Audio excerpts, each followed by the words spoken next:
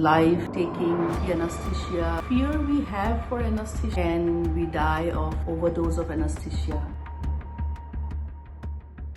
Hello everyone. So there's a slight gap between my previous and this video upload due to various reasons. But anyway, I'm here today to talk about some common discussions or some awareness about anesthesia. So I have people who are asking me things about, is really anesthesia life taking, or can we die of overdose of anesthesia? So I am here today to basically discuss some practical things which may be helpful if you by chance have to undergo for any surgery under anesthesia. So what is anesthesia? Basically, anesthesia is a triad of three components.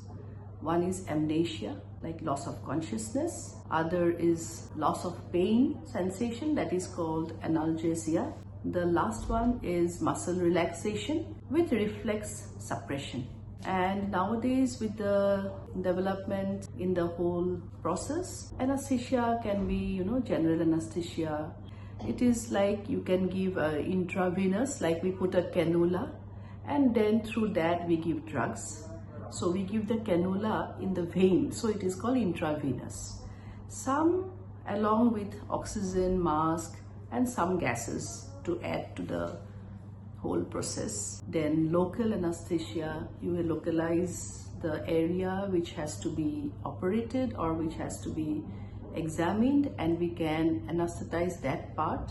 And also regional. By regional, I mean, like commonly you will hear that the cesarean sections, like you have a needle prick at the back near the waistline in the backbone, and then the half of the body is made unconscious, temporarily paralyzed for say around 4 to 5 hours. Also, maybe we have a surgery in the hand, maybe you have a fracture in the hand, we can actually anesthetize only that limb. So we give some blocks for which only that part of the body is anesthetized.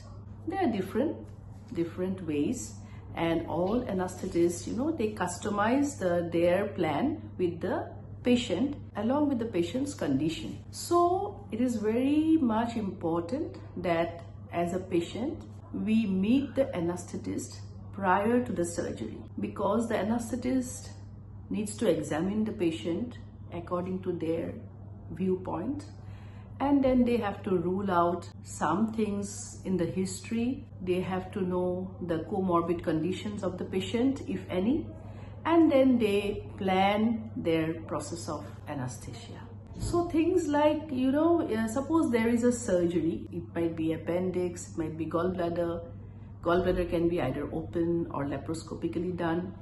It can be any hernia, any gynecological procedures, any brain surgeries, any orthopedic surgeries. All these need anesthesia, and then the anesthetist will decide which type of anesthesia will be suitable for that particular case. Even procedures like endoscopy, colonoscopy, when we have some ulcer problem, we have severe gastritis which is not resolving, then you will see that the gastroenterologist, they advise an endoscopy. So these things can also be done under anesthesia. Nowadays, procedures like, even analgesia alone is also given by the anesthetist with the adjustment of doses and the approaches.